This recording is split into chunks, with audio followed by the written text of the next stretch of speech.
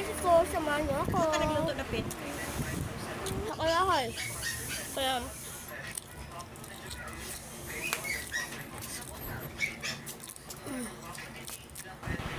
ayan. Hindi mo kaya yan.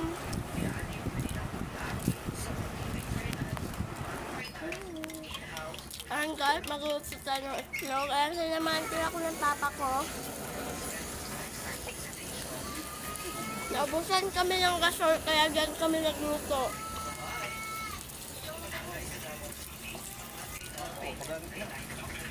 Yan.